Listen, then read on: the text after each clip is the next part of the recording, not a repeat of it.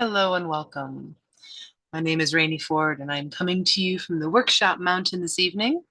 And I would love to give you a bit of an update as far as how this week is looking to flow. So, a few things.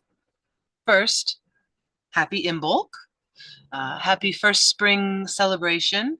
This is the time of year, this February 1st, February 2nd time period, where we get the opportunity to honor this part of the alchemy of the seasons by stepping into and through this portal of shifting from completely introspective, delving into our own deep transformational work to beginning to break through the crust on the other side, beginning to in our bodies take note of spring's around the corner. We want to begin to move and change our diet, change our exercise, change our routines to allow a different kind of flow in our being for when spring arrives.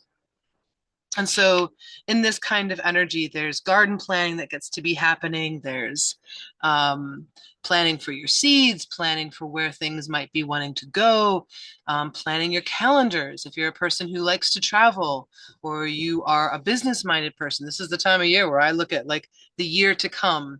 What is the whole flow of the year? What kind of shape could it take that takes into consideration my well-being, what it takes for me to be in good self-care with myself, um, the plans of the people around me, into as much as I understand and know, right? With everything, plans are relative until they are not. And when a plan falls apart, as a dear friend of mine, Brucifer, frequently says, when a plan falls apart, a new adventure gets to begin. And if you don't make a plan, you're essentially planning to fail, right? So there's several different mindsets and perspectives along this line of things. I am a strategic person. Not everybody is strategic. For not everybody, a plan is as important. For me, a plan is very important. It helps me set my energy. It helps me know where I am aligning myself, what direction I'm pointing myself in, what trajectory and what area I am aiming myself so that I can take a look at how I'm projecting myself into the moment or into the situation that I am trying to do. This week, we'll be sitting inside of the energy of gate 13, the gate of the listener. So this is also Kali energy. It was Kali last week as well. With this whole next part of February here is wrapped in this energy of there's a ruthlessness for rooting out ignorance, a ruthlessness for getting to the bottom of what it is that is ready to be transformed. What are we ready to let go of? What are we ready to transmute through? Kali is standing there, ready, willing, and able, and often quite tenacious in the, are you ready? I want what you have. This transformational process is this, it's like it's similar to the alchemy that happens underneath of the soil here in this time season here in the Northeast, where the seasons begin to be okay, the temperatures shift a little bit, right? They get in like 40s during the daytime and 20, 30s at night. So we're freezing at night and we're thawing in the day. And that signals to the trees that it's beginning to time to wake up, right? It takes months still for their leaves to come into fruition. But what happens is their sap starts to stir and it starts to move. And that's about the time when us humans, if we are sap tapping, if we're looking for maple syrup, or if we're engaging in that process, this is that time. If February-ish is about that time for tree tapping. So inside of ourselves, we're also getting that opportunity to tap into what is it that's springing up? What is it that is in our sap this year that is looking to be able to be tapped into? What can we tap into? And right now, this gate 13 is all about listening. So not only is it about this energy of, bring out your ignorance, it's time to get it transformed, but it's also deeply about listening, listening to our bodies, listening to each other, holding stories as sacred, while we also get to recognize that the stories that we hold and shape around our experiences are often simply that, stories. Stories can hold and support a moment. They can also keep it prisoner. So how do we hold moments in our stories? How do we hold a conflict or a rupture? Do we hold that we've been hurt and therefore we're going to be defensive or we're going to be offensive? Do we hold that we have been abandoned, so therefore we cannot be trusting? Are we going to hold, right? So the stories can morph and shape depending on what it is. I invite you, if you feel like you're carrying a story and you're like, I'd like a different one, share the story in the comments, and perhaps we can find another way that is a way of looking at a higher octane, a higher octave of something that is of a darker ilk. When we look at life through the lenses of multiplicity, going beyond duality, we get to find that even the darkest of things can have in it, inside of it, contained within it, the seed of something new. As JWoww once said to me years and years ago during a very pivotal moment for myself, mistakes are great seeds to a wake-up call. And so we can even reform how we feel about a mistake and see it as another great wake-up call into something else. How is it that we hold our stories? This gate of listening, this gate of the 13 that moves from the G center to the throat, is holding this space and this energy for us to be able to be present, to be able to be witnessed, to be the prodigal son that goes away and then comes back home. All right, this is evaluation kind of energy. It's collective and it's initiatory. It's initiatory from the mind. It's known as the archetype of the confidant, listening through love. This dilemma is pessimism. And so this is a really interesting time period, especially with what is going on sociology, socially wise, as well as political and cultural, and how things are shaping themselves. We're sitting inside of this energy this week of the chemistry of pessimism. And so how is it that we hold this frustration, this dilemma that we have with pessimism, this pessimistic mind that gets really agitated at the way things look or the way things sound, right? It's getting wound up in the story and feeling separate from the ability to be in that neutral observer mode that gives us an ability to see things from a different kind of reflection, to be able to see the shadow in the shine and the shine in the shadow. When we can take a thing and turn it inside out and right side in, then we've pulled away the kinds of stories that lock things into a perspective that makes it limiting. May we take the time this week to listen to ourselves, to listen to our bodies, to listen to those soft, subtle voices that say, shh, or wait, not right now, soon, breathe, go, stop, no, yes, right? These very simple things that we can feel inside of our body and our being when we tune in can give us so much information in the coming days. With that, I want to shift into talking about this week's transit. I actually have a couple of different segments that I want to play with this week. There's the transit segment. There's a wee herbal segment that I would like to tap into, and a wee bit of a relational segment. And let's see if we can move through these with a expediency, shall we say. I'm going to look for my... There it is. All right, I'm going to share my screen here for a moment because I really would like to talk a little bit about one of the transits that's beginning to be stronger. So what I would like to talk about for the next, let's say, 5 minutes is this Mars in retrograde that's been happening and this Venus in retrograde that is beginning.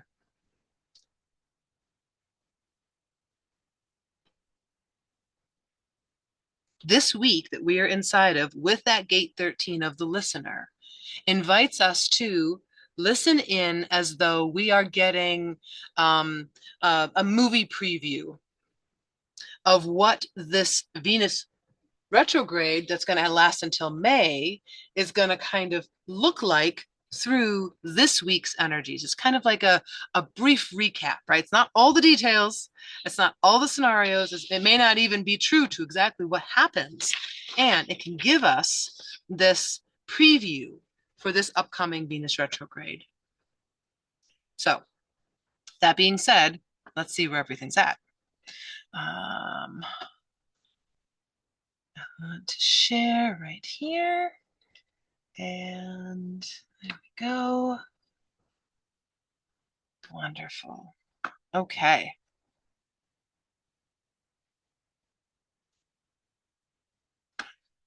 So here we're sitting with Venus, right?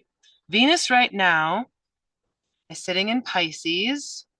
We're sitting here in the gate 36. And we are... No, Venus has moved into gate 25, line 1. So we are in gate 25 right now with Venus. So Venus is beginning its retrograde phase. When it goes full into its retrograde phase, it's going to be stepping in at about the March 2nd area is when it will go retrograde. And its retrograde will continue. It will begin to go back direct on April 12th. And it will be out of its shadow on May 17th. So it's not going to be until middle of May for Venus and the beginning of May for Mars that we are clear of these two's journey into the underworld, so to speak. So we're in this really interesting time, and it started last week, this delve into the underworld, this delve into our own psyche, our own stories around. And here we're talking about Venus, so we're talking about values. And from values, we get our love, we get our care, we get how we can get finances, meaning money and its associated resources that help us grow and expand the abundance, has a relation to the value that we hold in life. Now, we may value relationships, we may value material possessions, we may value ourselves, we may value the interconnectedness that comes from interdependence with each other. This Venus retrograde that we are heading into is giving us a deep opportunity to delve into what crisis is for us, what love and how it exists in our bodies is, what kinds of opinions and farsightedness from the mind can we bring, how does control play a role in our world? And then we're going to move right back through all that energy again and come back through before we hit the gate of shock, 51, where we are shocked at the newness. Now, shock isn't always a bad thing. And it can be startling. It can be unsuspecting. It can be not quite the way we planned things to be. And so while we are in this process, we get this opportunity to dive in really deep and to be able to see and feel how it is that we get to move through discomfort, uncomfortability, ease, fluidity, back to uncomfortability, discomfort, back to ease, and how we get to take our nervous systems along with us during that process. Our triggers are always our own.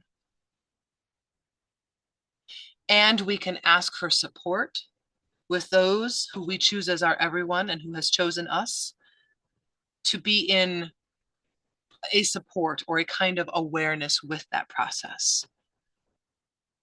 That being said, this time we are heading into is a highly triggerable time. Everything about it is a challenge to where are we not yet awake? Where are we too stuck in control, pride, crisis, dark night of the soul, opinions, to where we lose sight of the gifts of humanity, the gifts of being at home in love, in our being, in ourselves, being a mindfulness over the resources, our resources that we have for ourselves and for the tribe. This time of this Venus energy is giving us a deep opportunity to reshake the ways in which we see and value love. And for some of us, that may be deeper and deeper confirmations of what we've already known and more inspirational ways for what might come next. And for others, it might be a deep awakening, a deep calling. Ever since Mars went into retrograde it went into its retrograde phase in December 7th. And it will be coming out of its retrograde on February 23rd, here in another 3 weeks or so. And it will be finally out of its shadow phase on May 2nd. And here we can see that it was retrograding. So let's see, hit gate 31. So retrograded as of gate 31, which is the gate of the leader or leadership. And so this Mars retrograde has really been about, let's take a pause and study leadership. We go down here to this Venus one where it started. We started with gate 36 for this one's retrograde. And so here we're studying compassion. So you look at the two of them together, and this Mars-Venus retrograde gives me goosebumps. It's the study of compassionate leadership. What is it to be a compassionate leader? What is it to step back? What is it to step up? What is it to speak up, call out, call in, learn where one could have done better, learn where one was ignorant and didn't know, learn how to be with the physical nervous system dysregulation to regulation process that happens every time we move through challenges that are challenging for us. What's challenging for me might not be challenging for you, and vice versa. We have such unique experiences for how we ride this common wave that we're all riding together. And so there's a lot of deep beauty that I can feel happening, and a lot of deep discomfort. Let's just talk for a quick moment about this Venus that's moving from Pisces, which is a realm that is quite comfortable in, straight into Aries, which is a detriment. Venus is very uncomfortable, and it's going to be growing right through the realms of Aries in these really strong ways, and it's going to make it very uncomfortable. Right now, we're still sitting in Venus and Pisces, and it's kind of super chill. Over the next week, 2 weeks, we might start to feel these tensions rising. And I would invite you to lean into it's okay. Our bodies are getting an opportunity here. And if we can engage the mind, and if we can engage intentionality with our actions and our daily practices, and how we engage and how we pause and look for words or wait if we're unclear. Speaking of discomfort and uncomfortability, there are some, if you have been feeling weird, awkward energy yourself, or been like, things just kind of funky, right? Let me explain a couple things here. We've got a sun that's in detriment in Aquarius. We've got a Venus that's in detriment in Aries soon. We've got a Jupiter that's in detriment in Gemini here in this week. We've got a moon that's going to be trining Saturn. So limitations being put on our ability to have a drive and deep emotional expressions. And we are getting to see where we're built to stand the test of time. Whew. And we've also got Mars in its fall in Cancer. And so all over the place, we have things sitting in discomfort and awkwardness. And so cheers to the awkward. The awkward crews that walk around, and then those who live in their cells and in their skins from day one in a place of, feeling a little odd with the rest of the world, maybe feeling a little alien or feeling a little different. I kind of feel like this is going to be a theme for many people, if not everything. This is a collective theme right now of discomfort and awkwardness and not being able to reach deeply into the fullness of our power. And what does it look like to remain passionate and connected even while we are sitting in our own detriment? Even, even while we're sitting in our own shit. Sacred, healthy, intimate teachings. I heard excrement, but I translated it into the acronym that JWoww, Planet JWoww, gave to the world. And I find it a quite delight and quite apropos in so many occasions to shape shift the emotionality of, oh, I don't like this situation I'm going to, into, oh, this has lessons for me. This has wisdoms underneath of all of the emotional inside of it. It has value. Let me see, let me suck out the value of what's inside of this moment and then spit out what does not serve. Spit out what is of a harmony and of a frequency that brings nothing. There are so many emotions that give nothing in return. I would invite us to look for the ones that give us a value back. And that doesn't mean dismissing and disregarding the ones that feel uncomfortable. It's not about choosing comfort. It's not about choosing comfort. It's about choosing growth. How can you choose growth? Now, in choosing growth and in choosing better ways to be with ourselves, let's shift real quickly into the herbal segment of this video. I'm going to stop this share and come back and see all of you beautiful faces. Okay, so this week there was a few things that popped up as really potentially helpful items during this time of year. Okay, so I've got 3 of them for this herbal segment. One of them, yeast infections. This is mostly for women and not always, right? So yeast infections, they say yeast infections. Let's just give a little bit of preface here. It's Candida albicans. Candida is a fungal that lives in relationship with our bodies naturally. Sometimes it runs amok and it gets out of control, so to speak. It takes over the playground and it creates itchy, smelly, you want your yeast in your breads. You don't want yeast smells like under your rolls of flesh. You don't want them in your dark crevices. You definitely don't want them inside of your dark, moist spaces. People can get yeast in overgrowths. Let's just call it overgrowths rather than infections, because infections is it's a little bit of a misleading word, because that's not an infection like a bacterial infection. This is actually a fungal overgrowth that is causing the issues. So let me get right to the treatment that brought it up. Was in the wintertime, well, the problem first off is in the wintertime, we do a lot of sitting. And if you're a lady and you do a lot of sitting, and depending on what kind of clothes you wear, you might have a lot of heat and moisture that gets trapped down in your nether regions. This can lead to, over time, to yeast infections, yeast overgrowths. And so that can be hallmarked by a little bit of a change in smell, a little more yeasty smelling, itchy, red, and that can get progressively worse and worse. And it can be super mild, and it can also get really, really out of bounds and really horrific. There is a remedy that I have used for years that I find to be so helpful, and it is a garlic clove. You peel a clove of garlic, 1 garlic clove peeled, and you make sure there's no sharp bits on it, because you're going to take that clove and you're going to be taking a finger and pushing it right up into the vaginal canal and allowing it to be up there. I leave mine up in there for 12 hours, and then I take it out for 12 hours, and then I put another one in, and then I take it out.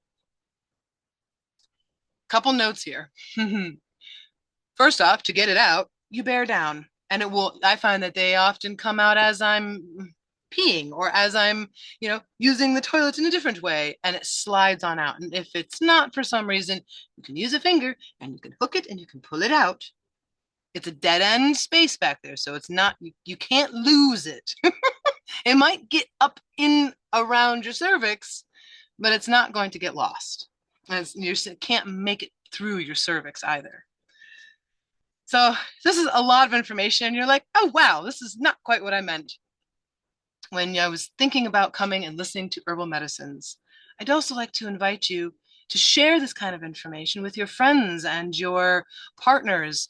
If you hear someone who has this problem, these are ways that we can support ourselves and our friends without it necessarily having to be something where we have to go take a pill. And now I'm not saying this is going to be something that's going to work for everybody in all cases. I do find that is a wonderful starting spot. I find it to be great for like a 3 to 5 day treatment support, and speak with your local herbalist, speak with your doctor, speak with your nurse practitioner if you feel like there are continuing to be issues. If it needs to be a little bit stronger, sometimes I've taken and poked some holes in the garlic and then used that. That's a little bit more, I feel it more.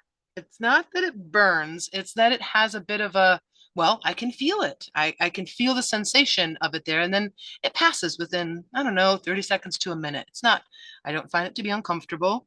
I find it less uncomfortable than the yeast overgrowth that's just going to rage if I don't do something about it. See, are there any other pieces? Holes if you need it stronger, bearing down to remove it. Taste. You may taste garlic here when you put garlic there. It's really fascinating. Don't think you're crazy. There is something about how information passes from the vagus nerve, which runs down the backside of our throat and right through our perineum, that I believe is what is transmitting that sensation or that scent. What I also find is that when I stop tasting it, the yeast overgrowth has wrapped itself up. So I find that there to be a taste difference when my body really needs it than when it doesn't. And I always recommend when you've got a yeast overgrowth to have some good couple tablespoons a day of a good yogurt, a Greek yogurt that's plain. Greek yogurt that's plain tends to have the active ingredients, the active probiotics of Acidophilus, Bifidus, and Lactobacillus. Those three specifically are the ones that really help to keep a healthy flora, flora in our guts. And that flora in our guts is also where we end up with a healthy level of fungal or not, right? And so having a healthy gut while we're treating and supporting whatever other part is out of whack is a mutually supportive, holistic way of approach. So blessings to your health in that regard. That is a very uncomfortable thing to experience. Okay, second piece, humming. We're going to talk just a moment about this time of year. Everybody's getting sick. There's viruses running rampant. We have no idea how things are going to roll. I want to give you one practice that you can take home with you. It's not even herbal. It's not anything you take. It's something that you do, and it's humming. And so humming creates nitric oxide to be produced in the back of our throats. Nitric oxide, not nitrous oxide, is broadly speaking antibacterial, antiviral, and antifungal. Dosage, I do it about 15 minutes a day. If I'm going to go be in town, I hum on my way to in town. If I'm coming home from having been someplace that I'm like, I hum on my way home. I hum,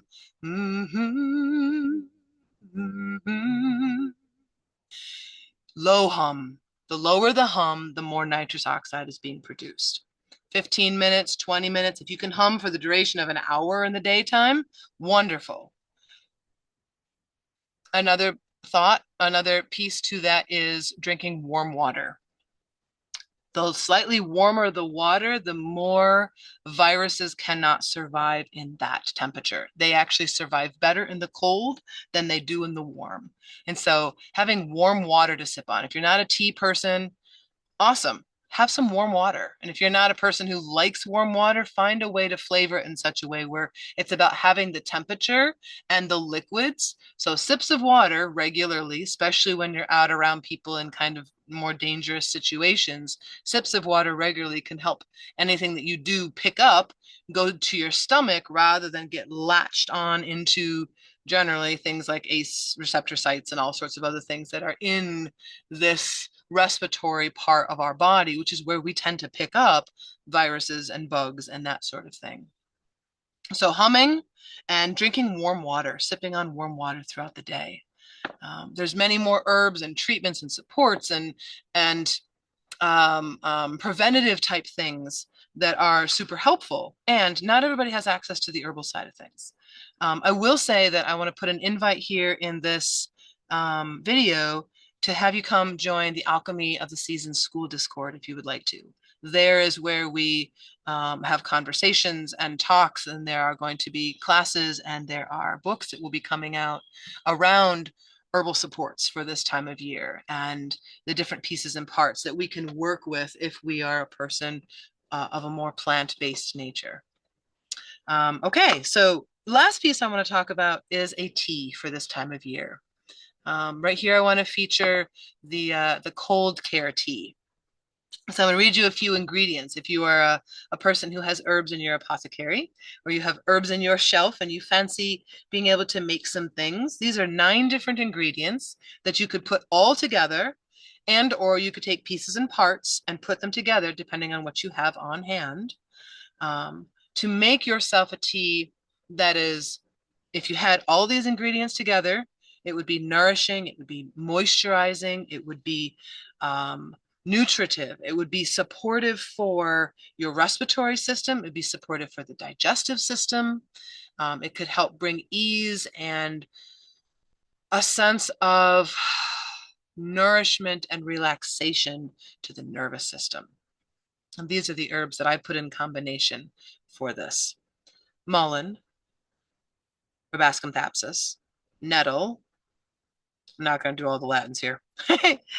Nettle, yarrow, catnip, ginger, chamomile, sage, spearmint, and elder.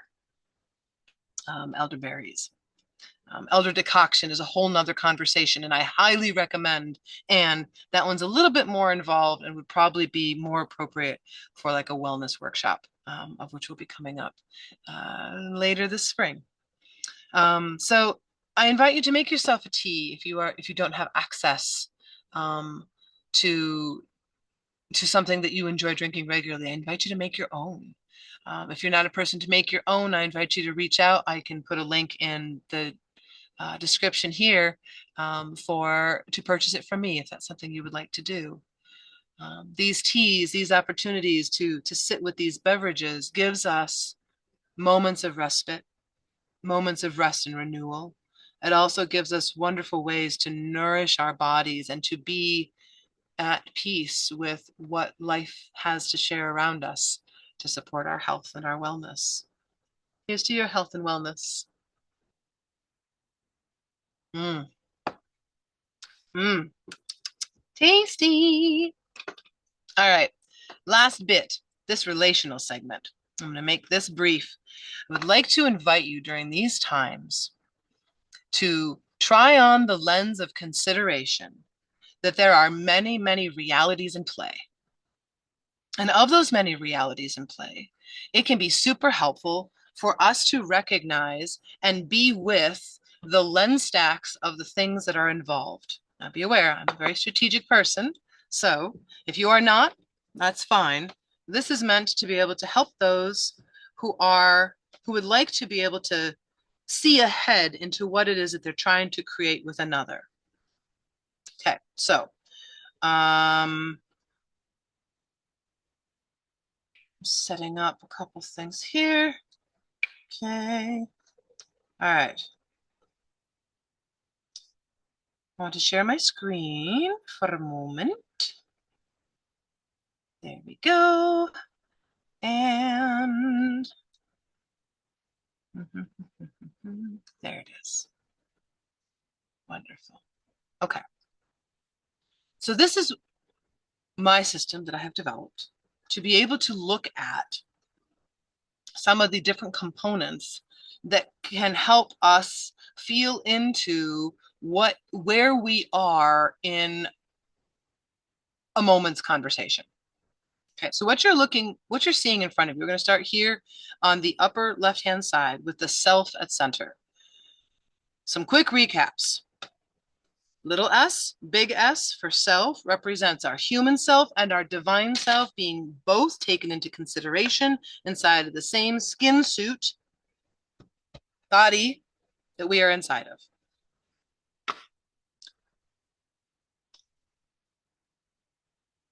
This self-study that is here in this green highlighted column goes from awareness through sovereignty to communication and to agency. This is because it takes awareness for us to recognize our power. And then it takes being able to be in our power to be able to have the language to communicate.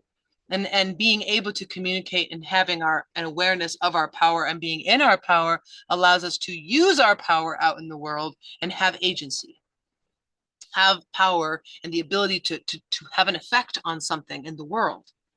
Okay, so I am a self, you are a self, Bob is a self, Julie is a self, Walt is a self. We've got all these selves. And so when we come into relationship with each other, we are looking at all these selves that are coming into a room at the same time. And each one of them are coming with their own learning curves around what it's like to be aware, what it's like to be sovereign, what it's like to find words when it's uncomfortable, and what it's like to use one's power out in the world. And I would say in a positive way, and I would also say in any way, how we do that and how we get perceived, how we get experienced, right? So this is now the self in relationship.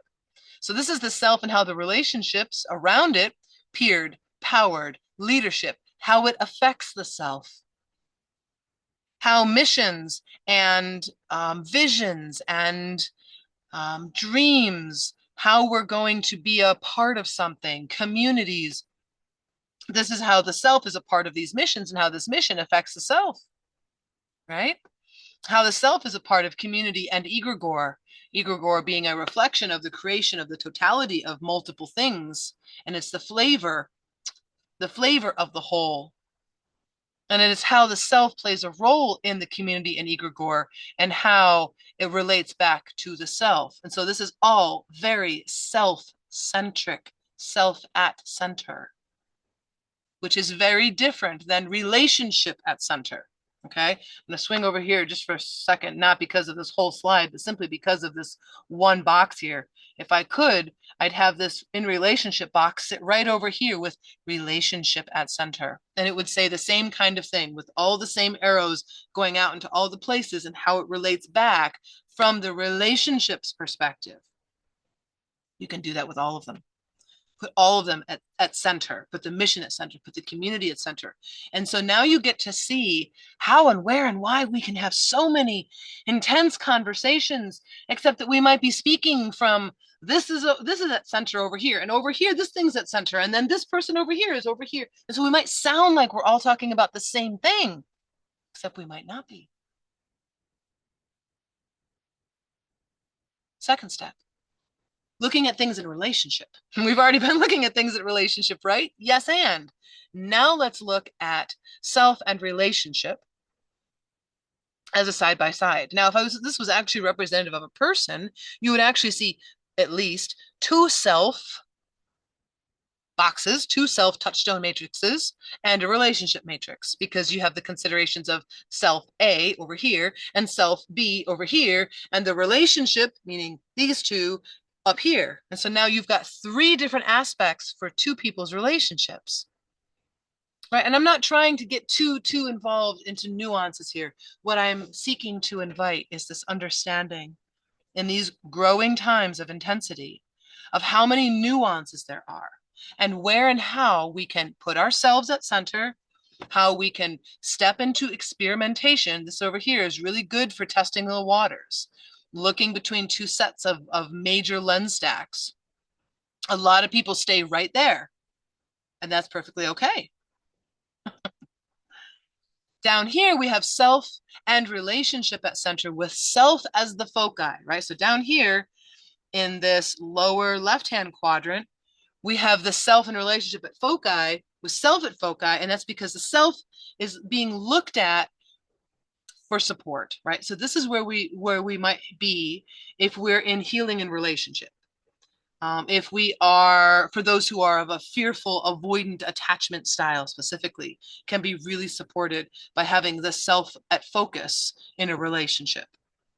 And for those who need to have things be their way in order to be able to have a relational aspect. Where this side of things, on this lower right quadrant here, we have the relationship at foci. We have the self in relationship at center, and we have in relationship at the focus. This is good for centering, relating, and very necessary for close partnerships, close connections, spouses, committed relationships, business partners. It means each being able to hold their own. It also means each being clear what they are in relationship together with, for, and about. And so as we move through these times, it can be really helpful to be aware of where we are inside of the different kinds of conversations that we might be having. Being able to recognize where another person is at, that they may be in a very different place than us. And so therefore, if we listen with a different kind of ear, then we might have access to a different kind of compassion. And that can make such a difference. Such a difference. Thank you so much for being present. Many blessings to your week. And may you listen deeply to yourselves, to your spirit, and to the world around you. Thank you. Have a wonderful week.